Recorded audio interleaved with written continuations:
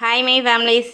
இப்போ நம்ம என்னென்ன தொக்கு ரெடி பண்ணியிருக்கோன்னு பார்த்தீங்கன்னா, ஃபஸ்ட்டு பார்க்குறது கருவேப்பிலை தொக்கு. நல்லா நல்லெண்ணெய் விட்டு மிதக்க நம்ம வந்து கருவேப்பிலை தொக்கு ரெடி பண்ணியிருக்கோம். தொக்கு எல்லா தொக்குலேயுமே நம்ம வந்து பூண்டு போட்டிருப்போம். சரிங்களா? எல்லா இதுலேயுமே ஒரு ஸ்பூன் எடுக்கிறதுக்கு ஒரு ஸ்பூனுக்கு ஒரு பூண்டு பல்லாது வர அளவுக்கு நம்ம வந்துட்டு பூண்டு போட்டிருக்கோம். அடுத்து இந்த பக்கம் கருவேப்பிலை தொக்கு இப்போ தான் எடுத்தேன். இந்த பக்கம் பார்த்திங்கன்னா பூண்டு தொக்கு நல்லெண்ணெய் விட்டு பூண்டு அரைச்சி போட்டு அதுவும் அதே போல் தான் நல்லா பூண்டு போட்டிருக்கேன் பாருங்கள். நல்லா தகன்னு எண்ணெய் இருக்குது. தேவைப்படுறீங்க ஸ்கின்னில் தர்ற வாட்ஸ்அப் நம்பருக்கு வாட்ஸ்அப் பண்ணி ஆர்டர் ப்ளேஸ் பண்ணிக்கலாம். ஃபாஸ்ட்டு மூவிங்கில் இருக்குது. இதுக்கு அடுத்து என்ன பார்க்குறோன்னா புளியோதரை பார்த்துக்கோங்க.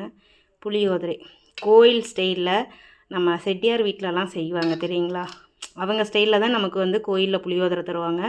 அதுவும் நல்லெண்ணெய் விட்டு ஃப்ரெஷ்ஷாக ரெடி பண்ணியிருக்கோம். தேவைப்படுறீங்க ஸ்க்ரீனில் தர்ற வாட்ஸ்அப் நம்பருக்கு வாட்ஸ்அப் பண்ணி ஆர்டர் ப்ளேஸ் பண்ணிக்கலாம்.